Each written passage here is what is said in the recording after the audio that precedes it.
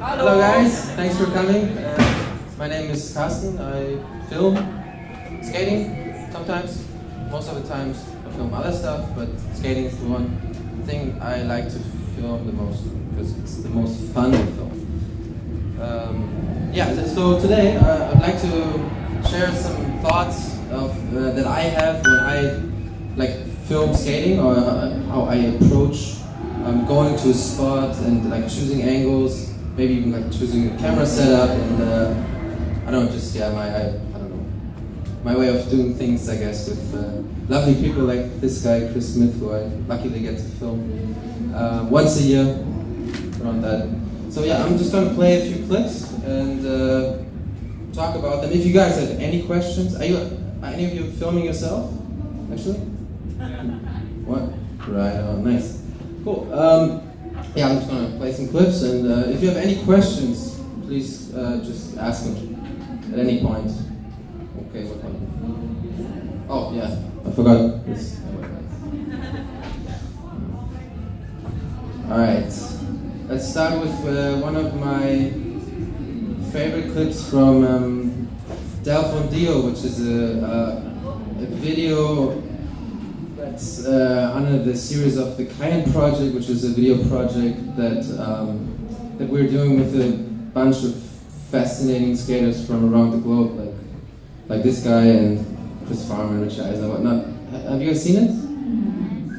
Right, cool. So then I'll show you guys this clip that you already know.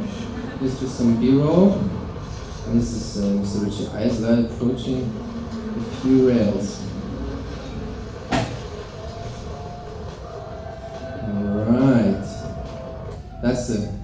That's the clip. One of my favorite clips. Why is it one of my favorite clips? I'm not. I guess I really like when shots are dynamic, like when there's a lot of stuff happening in the picture. And at this spot, I mean, it's not a insane looking spot. It's like 5 little rails after another. But the way with that I shot it from across the street, and with the cars going by, it just gives it a great dynamic. And it's the way it's panned. I don't want to brag how great this is filmed, but I didn't find that many clips that are that great too. I'll just show this one. You see how you only see 2 rails now, and it's like with every time he jumps on, you're revealing more of the clip. So when you watch it, you actually don't know how long it's gonna go, right? Like every rail here is revealing, and you think like, wow, when is it gonna end? And to give more to it, it's like filmed from across the street, which could have also went bad if it was like a really big truck going through the picture or whatever. Then this happened before as well. Then the shot is do it again, which I'll try to. But luckily this time it worked, and he's just, I guess, in the way that Benny Büttner and me, we are filming and editing all these videos together. The way we try to make the videos lively, so it generates some emotion, not just with the tricks, but the atmosphere and the experience that you have as a group, traveling together, having fun together. And a really important aspect to capture these emotions is that you have to really have the camera out all day and kind of be ready to capture moments as they go.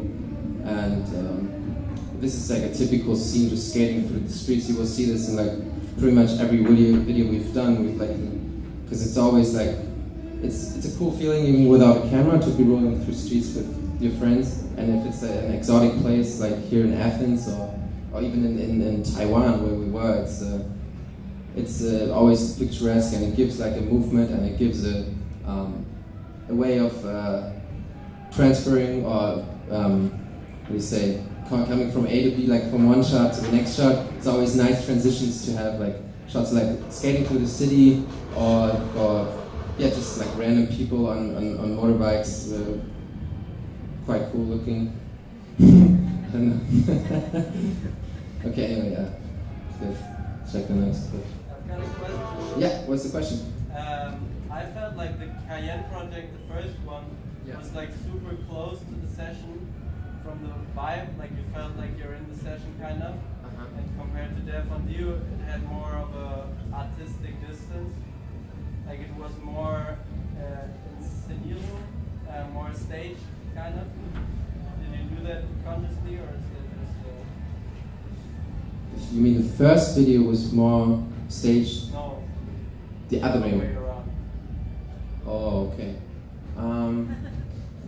Yeah, I guess you could say the Death on You, which was the second video we did in the series, it was more planned, like aesthetics wise, and I mean with the first one it's more like, hey, we're gathering at Roskilde Festival and doing a tour after, and we like everything was new and we didn't like plan too much. We just like set out to, I don't know, to film the coolest tricks we can on the coolest locations, and I don't know, just document it in a cool way. And with the second video we had more of an idea of where we want to go to a destination that has a like distinct look, like Athens, with all these like white houses, and like everything is kind of like white and green in the video, like it's like a Mediterranean style, I guess, and that was like cool looking, and it had like summer vibe to it, and it's yeah, I guess we're more focused that trip.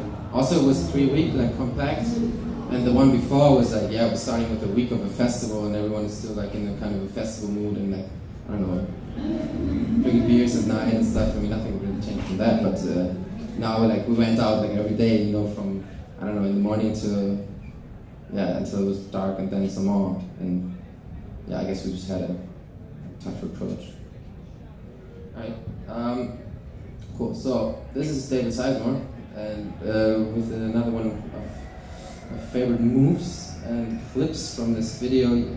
It's kind of filmed close, like the one we just had from Richie, where the first shot it's revealing.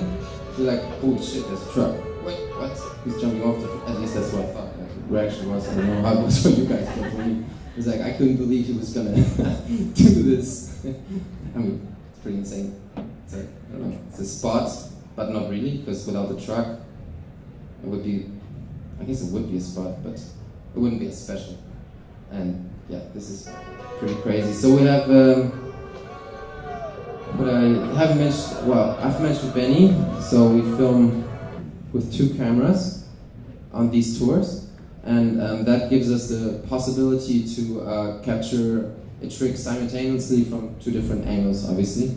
And we usually speak about, like before we film, we speak about from where we're gonna film it, and who's gonna do like maybe like the wide or like the trick shot, and who's gonna do like a more like a close up or like an in run or like something that adds. Maybe starting.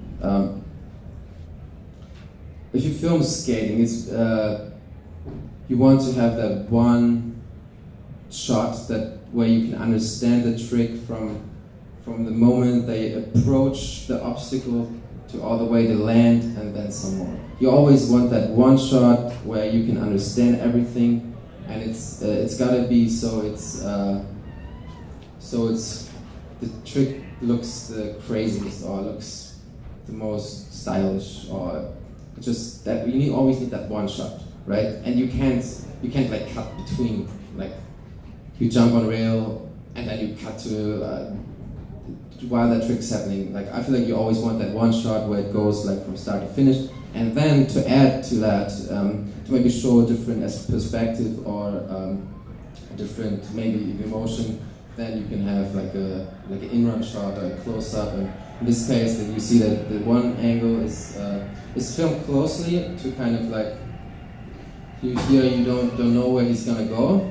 You know, you reveal that he's gonna jump down. And then it's like, holy shit, there's a truck. He's jumping off the truck. And then you have the wide shot where you can see everything. And it's just, if a spot is as epic as this, then I think it totally makes sense to have a wide shot where you see everything. You're like, yeah, wow. Yeah. Funny thing is, after this shot, you see some locals back there, and this is the guy that owns the truck. He was like kind of okay with David jumping on his truck. Yeah. What else do I have here? Any questions so far? Yo-yo? Do you plan the B-roll up front? Like, do you plan the emotional shots around it? Do you plan that, or you talk about it up front, or you just hold on and film? For example, the one guy and people standing around. I guess most of the B-roll footage, B-roll means you have, at once I just explained the regular trick shot, right? And B-roll is basically all that footage that you gather that's not the main trick shot. That can be like a reaction shot, or a guy sitting in a cab, or it can be like anything, or city shots, or landscapes, whatever, everything you call B-roll. And I would say most of it is not planned. It's like kind of like you just want to be like if filming. You just want to be like aware of like what's happening around you and try to capture as much as you can, because you're really gonna need that in the edit. Because if you only edit trick, I don't know, then it's gotta be, and that also works for a different style. But for me, I think it works better if you have more another element to it that comes through with with B-roll footage. And I guess that explains the emotions or the atmosphere better if you like throw it once. And also you can, I think, you can concentrate better on the trick shot if there's something building up to it, rather than if you have that 4-second trick shot and then another 4-second trick shot and it goes on like that. Right? So in this, here's some more. This is in Taiwan, in Taipei. It's very busy, and here you see Scott Quinn climbing up a weird building, and it's the audio-video street with robots on it. And a pretty cool-looking lady with a red mask. Anyway, I thought this was funny. Anyway, I chose to show you guys this sequence because it's there's so much happening. You know, there's like, here's one guy that's filming it on phone, and then you also see in the background here's Chris Smith with another camera just trying to film reactions. Because if you have busy and hectic street scenes like this, it's really like opens up to a lot of images. I mean, especially when you're in Asia and everything looks like crazy to us. Anyway.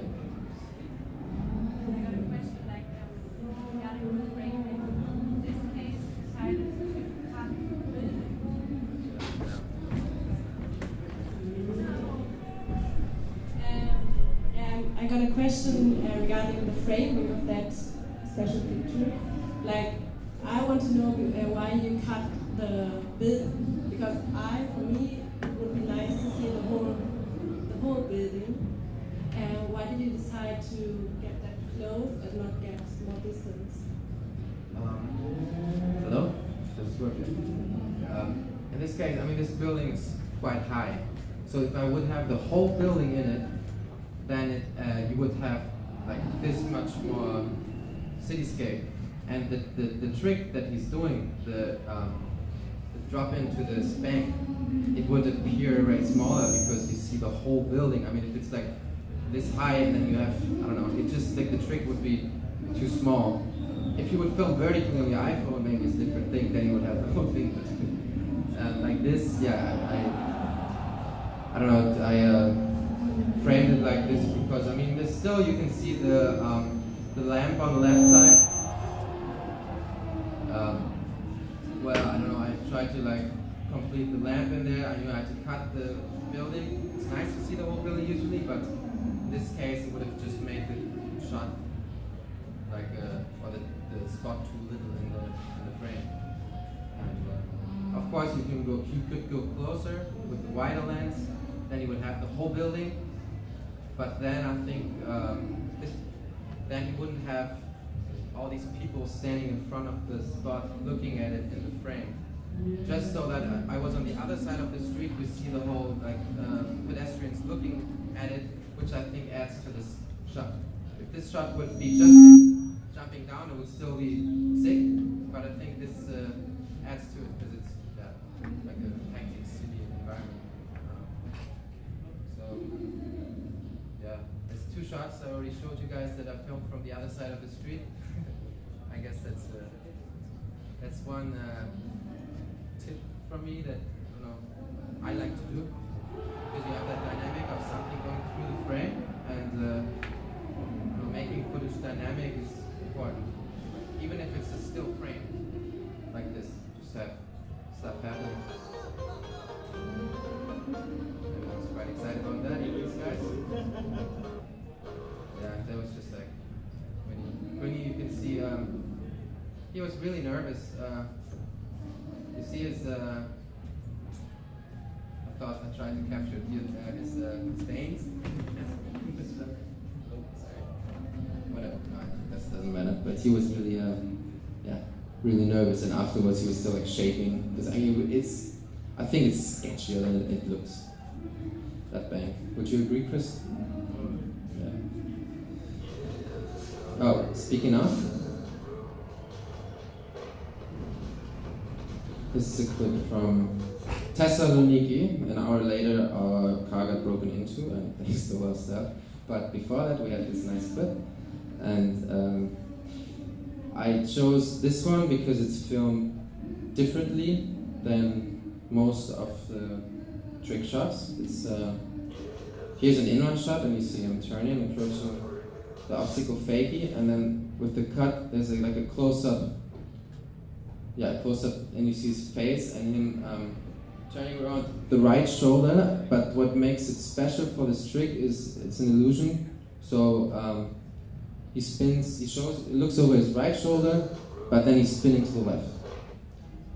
So I just wanted to enhance the difficulty of the trick by just showing that he's like close up from the wrong shoulder. And in this case, yeah, it's shot close, and usually the size of this rail would be something where you would be like, oh, I would probably take out the fisheye, and it would have been a good fisheye shot as well, I think. I mean, it's like an 8-stair rail and perfect fisheye size, but I think this clip already explains it so well that you don't need another fisheye shot to add to it. And yeah, it's kind of tricky to. This is filmed with the zoom lens, like a tele lens, and it's kind of tricky to pull the focus coming when the skate is coming towards you. But I don't know. That's here. Luckily, it worked out, but a lot of times it doesn't. It's practice and luck sometimes. Okay, here's Joe Atkinson and a crazy drop rail. This is a sequence that's interesting to me because it is pretty insane. It's a big rail, big drop on the side, and crazy tricks. I mean, yeah, if you don't lock that, it's gonna hurt. So, what am I doing here? I'll just play this. Sorry.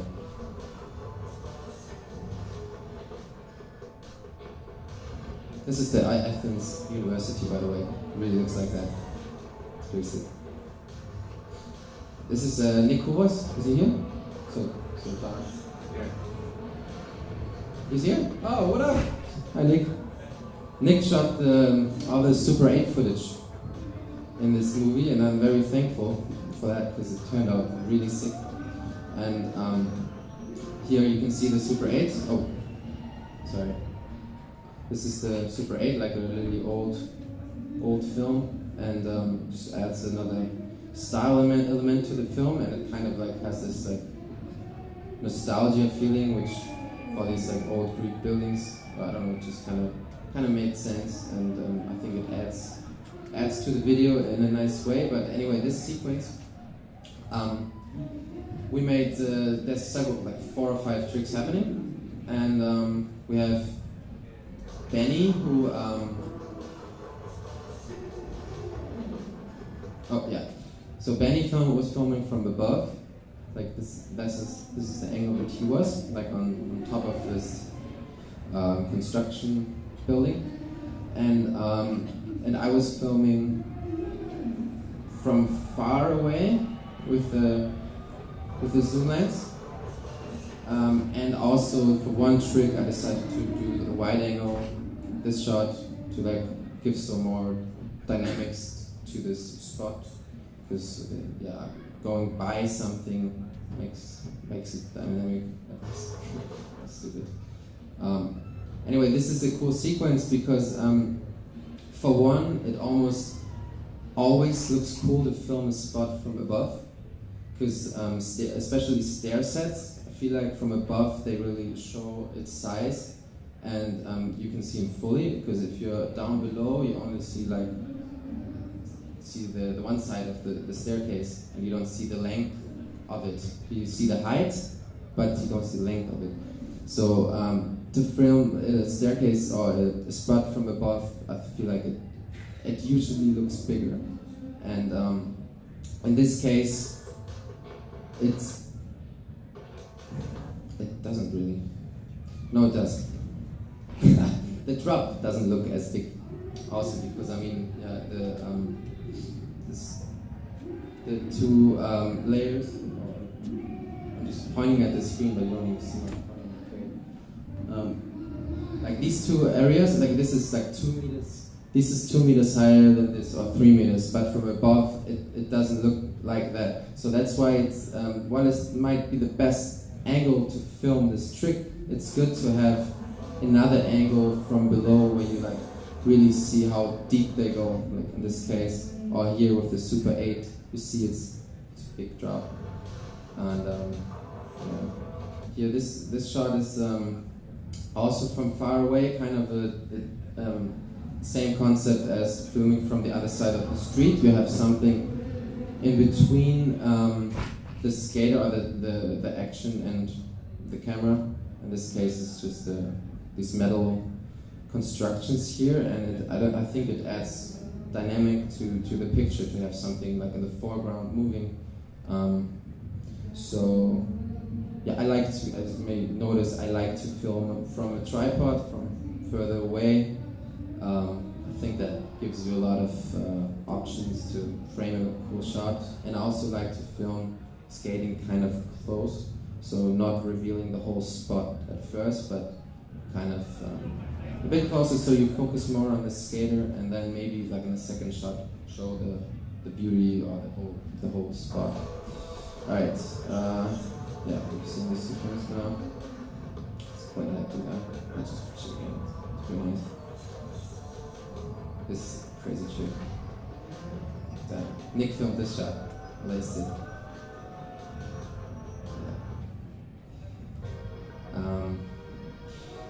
Yep, this is another zoom lens shot. This is probably 15 meters away. It's on a snake run, and this shot reminded me. I shoot a lot of snowboarding during the winter, like now, and you have mountains there as well, and it makes a huge difference in how high you stand as to how the background is gonna look. And for example, in this shot, I tried to frame him so he would fly just over the mountains, and he almost did, but I think it looks good enough like that. But if I went, let's say I would go 1 meter higher with the camera, then he would be just like lower in the mountains. Or same thing, if I would go lower 1 meter with the camera, then you would be higher up in the air, but you probably wouldn't see much of the mountains. So a lot of it's just finding that right angle where you have the background, so it's so the skater can really fly from A to B where you want to have him in front of the background. And this is a thing that's easier to approach with a tele lens, or like a zoom lens. Yeah, because I mean the layers. Yeah, because with a tele lens, if you go from further away, the layers they like reduce each other. So the mountain on this shot looks closer to us, to the eye, than if we would use a wider lens. Are you guys following me? Okay. And yeah, so if you have, I don't know, beautiful landscapes, it's probably worth it to try to film close with the zoom lens. And I mean, you can't really not film anything cool in this crazy location. It's beautiful. Andros Islands, I mean, look at this. This crazy trick. This one's a hard one to film. Yeah, this one's not that great film, but it's tricky. Tricky to film that one. Here's the drone. It's good. It was good in 2016. Now it's hard to really yeah, show off with the drone because everyone's seen it so much now. That's the reason we didn't have any drone shots in Formosa, because we had such a distinct drone shots in here, so we didn't want to redo it. And that was a great 540 still. And it's slow-mo Super 8, you don't see that every day. Should we just keep watching clips? Any questions? Jonas? Microphone? When you plan, or how do you think when you're planning the alternative shots in a case where there's probably, you know, a dangerous or really hard trick that the skater might only land once? You know what I mean? Like how, what's the thought process behind getting like the different alternative shots that you might have to do over again? Yeah. Can you kind of like explain a bit around that? Yeah, I mean, so you're asking if how much the alternative shots or the B-roll shots are planned if something is only going to happen once? Or? Yeah, like if you want the alternative shots to cut in the run-up, to show the run-up, to show a landing, or to show different aspects of the spot, like what is your sort of strategy towards? Okay, I see. Say it's a very, very hard trick. Yeah. Well, if it's a hard trick, you really have to focus on getting that one trick shot nailed. And as far as in-run shots, just a skater like approaching the spot, you can fake that. Of course. Like the tries in a way, or? No. Let's say you already say it's a crazy down rail, but the in-run looks kind of cool, like it's maybe like curved down alleyway or something.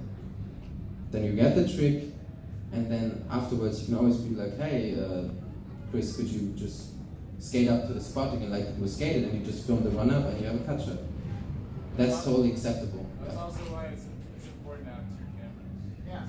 Really, then you get to cover a trick way easier without having to ask someone to do it again. Then go on a fisheye and come in fisheye. It's nice to have two angles. Maybe the question, the direction of the question was like, what's your priorities regarding the alternative shots? Like, what's the alternative shot you would make sure to get first? Well, I mean, this depends really on the spot and on the trick. On some spots, there is maybe an element of danger, like a spike fence or something, where you think like, yes, let's do a close-up here to really show how dangerous it is. And yeah, it's hard to just generalize the alternative shot. That really depends on where you are. Like every time you go to a spot, you kind of, I don't know, it's a lot about talking with the skater as to what they're gonna do. Because I mean, one trick will look really good from this side of the stair set, and one trick not, or from the other, or from above, or whatever. So you really have to like communicate before you film the trick, as to what they're gonna do and how is it gonna be filmed best. And if you have two cameras, that really obviously helps to like speed up the whole production process, I guess, because the skater doesn't have to do the trick twice again. And you know, sometimes it can take an hour or 2 hours, 50 tries, whatever, to get that one shot. And I mean, good luck telling the skater, yeah, that was cool. I mean, can you just do it again for another try? This happens as well. This has to happen. And I mean, other filmmakers only film with one camera and like make the skater do it. You know, this happens. But if you're on a tour like this where you don't have that much time and you want to get like as much footage as possible, then it definitely helps if you film it in 2 angles. Although I have to say, we're overdoing the 2 angles a little bit. I feel like I would prefer to like cut 1 angle a lot of the times, because in every shot that you show, in every cut, you want to like explain something new. And if you have 2 angles, then in the second angle you want to see something you haven't seen in the first angle. And if they're like too similar, then it doesn't show you anything new and you don't need that second angle. And then maybe it's better to just have 1 angle explaining it all and move on to the next thing. And yeah, sometimes I catch myself just still putting in both angles because maybe it's a beautiful angle or whatever, but yeah, you should be like hard on yourself and think like, yeah, do I really need this or not? Is it going with the flow of the video or not? And then yeah, move on from that.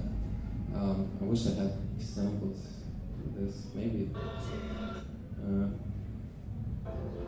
Oh, this is pretty crazy. Okay, this is a good example of a scary trick with the spike fence and a run up to it. This is and an alarm, right? a crazy. I'm sorry, Greece. Yeah, this is like the National Library of Athens, Greece. Skated by this, and it's a crazy ledge. Do you see my mouse? Yeah. Oh shit. You can't see the beamer. There's a spike fence here. If you go over the ledge to the right, fall down, you're dead. That would have sucked. One try, Joe slipped over and just caught himself like this on the ledge.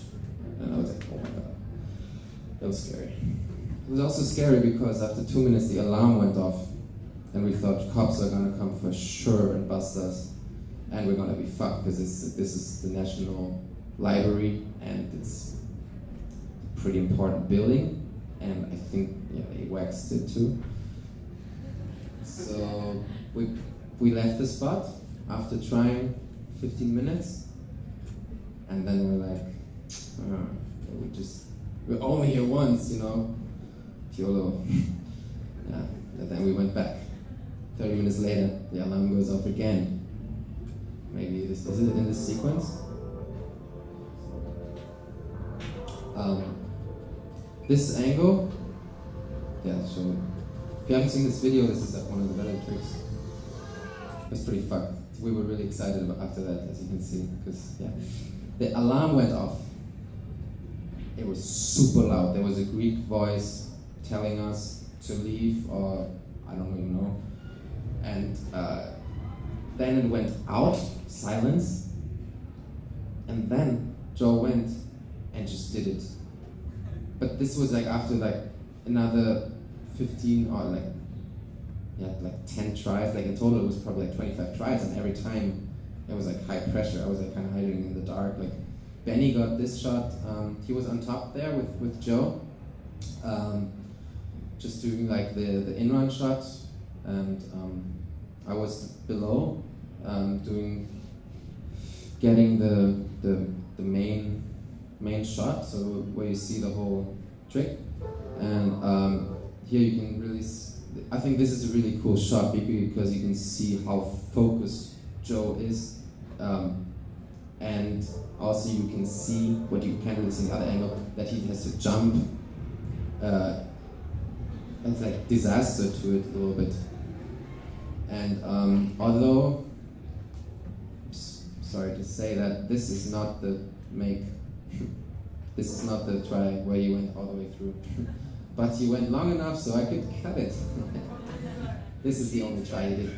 Because when we were, we came, yeah. This is. Give me my money back. This is how it goes. It's like, yeah. This is how it goes. You have, I mean, it is, I agree, it's a bit cheating, but it's not. I mean, you jumped on the ledge. This is real. It's not like, it's not 3D. But you do have one shot where he makes the whole thing. Exactly. That's why you can use it. And but by this time already, Benny was not up there anymore, but like hiding together with David, I think, behind that building, or like 2 streets away. And it was only Dominic and me down there, and then just only like hand camera, and we like fucking shaking, because I mean there's a main road behind us, and the alarm was like, it's so loud that everyone could hear it. I mean, yeah. But it worked. We grinded all the way, and then we bounced pretty quick.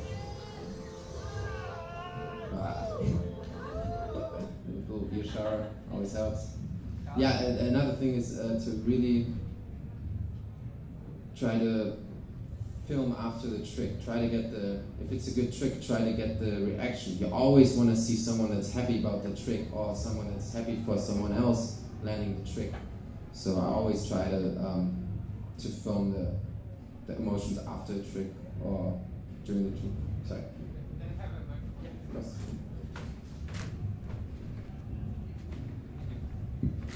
1, 2.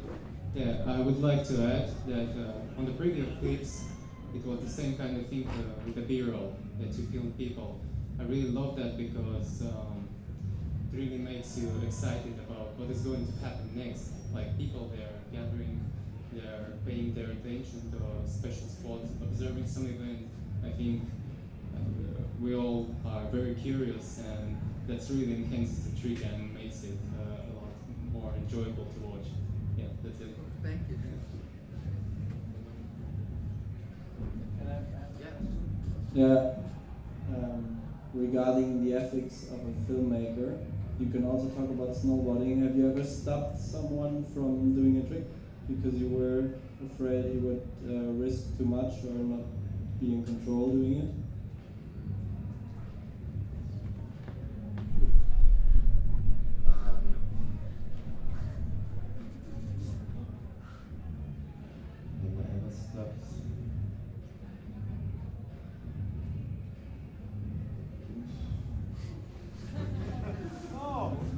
No, I mean, I'm not like forcing anyone to do anything. Yeah, they have to like want it themselves, and if they think they like, if the skater is or the snowboarder is confident enough, where he says yes, I can do this, then it's usually, I mean, and these guys they also skate and film for a long time, so they can kind of say what is going to be possible for them and what's not. And so there's rarely anything. I mean, there's sketchy scenarios for sure. This is one of them. But usually they have to know. I mean, with snowboarding it's a bit different because there's other elements to it, like avalanches, or I don't know. Yeah, just weather depending, where you like, or maybe the light is not good enough, so you shouldn't try it, or I don't know. It's a bit more complex, I guess. But that to really stop someone from trying, that really happens. Yeah. But these are really good guys. If I would be like with somebody who would be afraid, if you would try that trick, or I would, I don't know, probably like, ah. You want to see some more stuff? Oh yeah, this one. This is in Taipei. First shot here. This is 2 cameras rolling again, and you have 1 camera. Okay, I just want to talk about the first sequence. I mean, where do they build skate spots like that? It's really sick. With banks to ledges. I don't know. It's Taipei is great for that. And you have, the way we filmed it here was, you have this like one-arm gimbal that stabilizes the camera, and you always, and I do this too little, but you have such an advantage that you are on inline skates filming sometimes, because you can create motions and dynamics with the camera while skating that is hard to recreate with anything else, really.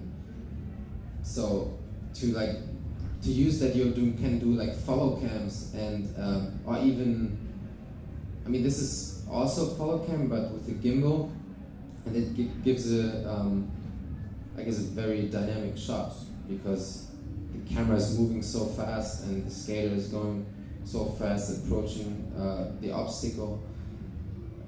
What I just wanted to say is that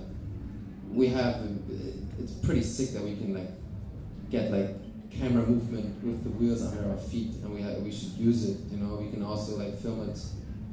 There's so many ways to film it. If the ground is good, then you can also kind of like zoom in and do like a dolly shot, or the regular follow fisheye, which is also very dynamic. And this way, it's.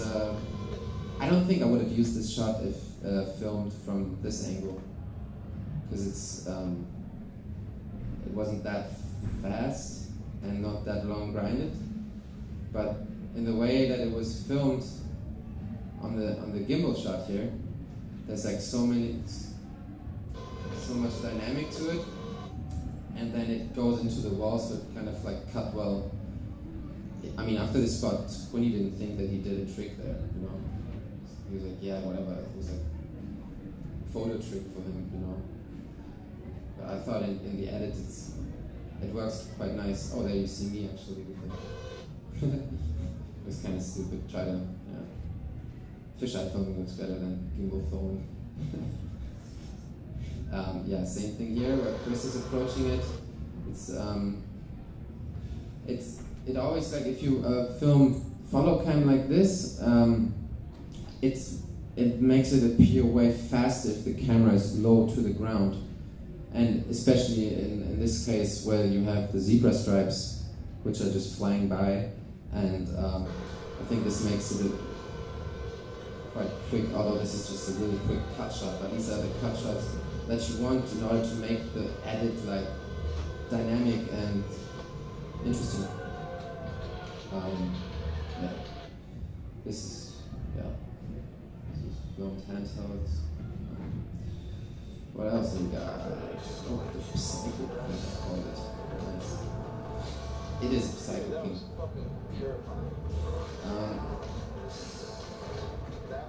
No one else does this. I was scared when he did that, because I mean, this is really terrifying. Such a terrifying thing. And the double rail, like if you slip, this could have so many consequences.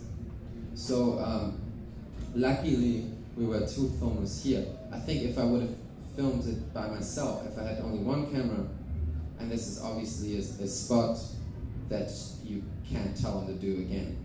So I think if I would have just filmed it by myself, I would have probably chosen this angle, where it's from the other side and from above, and here again you can see like how tall the stair sets look and how long the rail really is. But maybe the kinks don't look as scary from above. But I still think if it would have been just one shot, I would have probably went for this one, because it looks steep, long, and you can like really understand everything, and it works. Luckily, it was Benny already filming this angle, so I decided to go with the wide angle on the escalator going down, which was a bit tricky, because to film and then like to blindly step on an escalator going down was a bit challenging. But I wanted to like catch the reaction of Farm, like approaching the trick, trying it, and like afterwards, So like in general in videos, I like to sometimes like put in sound bites, which make it which gets you better in the mood, and like explain certain scenarios, and in this case I was just like kind of like just stuck with him with the whiting wherever he was. Dude, that was fucking terrifying. He just said it was terrifying. Yeah, just pretty crazy real. I'm glad we filmed it with 2 angles, and I just kept on, like, as I just said, I just kept on filming after the trick, like while we're going up the escalator. I don't know, I just like asked him how it was, and then he just answered, yeah, it was terrifying. And I like the facial expression, the emotion he has after the trick. Like, you can tell that it was like, I mean, he's Chris Farmer, but that was still really crazy for him and for all of us watching. Yeah. Seeing some more clips. Oh, it's a good one.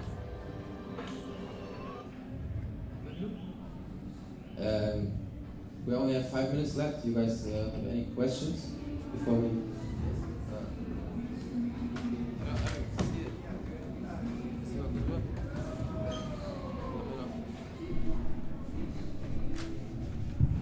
You mentioned the perspectives with the mountains in the background that you learned from snowboarding. Yeah. What are some other things that you've learned from filming snowboarding that you've applied to skating videos?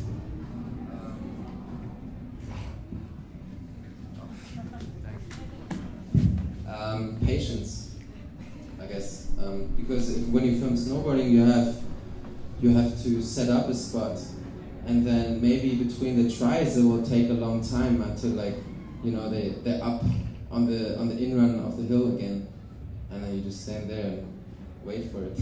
Skating is much quicker. There's no setup. It's warm. It's in a lot of ways easier to film because you have it all there. Like, your only enemy is like rain and kickouts maybe, and I think that's the main difference. But what I've also learned, maybe the filming from far away, because in snowboarding you have greater distances, and let's say you have a jump and then an outrun, and the outrun can be really long. And if you're like too close to the outrun, you only have like the landing, and then a second later he's like out of the frame. And it's really nice to get a longer outrun. So only for that you also go further away. And in skating as well, it's nice to show people actually skating, you know, like when they land, that they keep rolling and not just like, I don't know, cut it so quick that they land and you cut like a second or like a few frames after they land. But yeah, I guess this makes sense.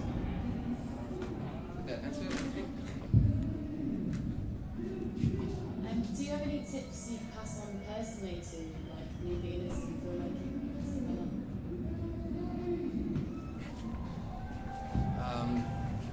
Yes, editing is really important, and I think in order to film, in order to get a lot of footage that you really want to use, you have to like think about the edit while filming. If that makes sense. You have to like, yes, you have the trick, but then you have to think like what comes around it, like what can I put already like cut next, and then maybe you get an in-run shot or get a reaction, so you can like already like imagine a sequence in your head maybe while you film it, like, you know, try to document stuff around it so you have material to cut, because I also feel like I don't know if you guys have edited other people's footage, but I feel like that also helps. Sometimes because you look at the footage like from another distance, because you don't know any of the struggles they had getting the footage or anything, so you're like faster in the decision making. Yeah, this is a cool clip, this sucks, and then you also notice really quick how there's, I wish he filmed this here. I wish he would have filmed it from the other side as well. I wish he would have done this. I think you learn a lot when you have other people's footage. Just so you don't know what happened that day, but you kind of know what's missing. If that makes sense. You're not emotionally attached. What's that? You're not emotionally attached. Yes. Yeah, you're not exactly. Yeah. but maybe it wasn't possible to film from the other side because there's a fence or whatever.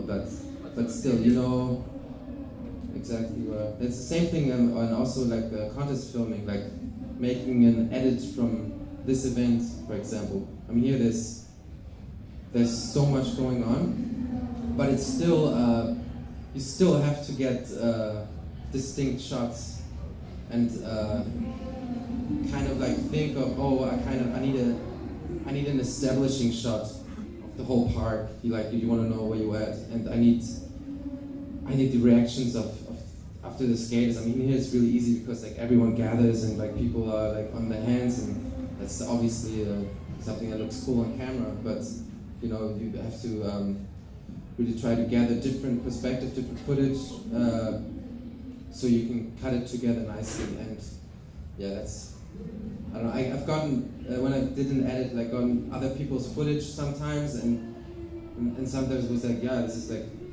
like the same clip over and over again, like same perspective. Maybe the person didn't move angles or whatever, and then you're like, oh man, it's the same. I just had this clip. I can't put it 3 times after another, even if it's a different trick. But you know, you have to get the diversity, and I think you really learn this from filming it and then editing yourself. Yeah, and just trying, of course. Just I don't know. Yeah, editing sucks though. I mean, you're on the computer all the time. It never ends in music choice. Yeah, that's how it is. Okay, that's it. Thank you guys for coming. Ah, Vincent. Last one.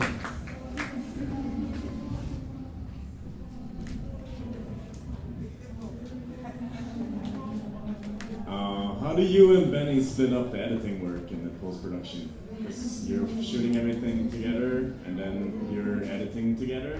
Like, do you do it on one computer or do you have separate timelines?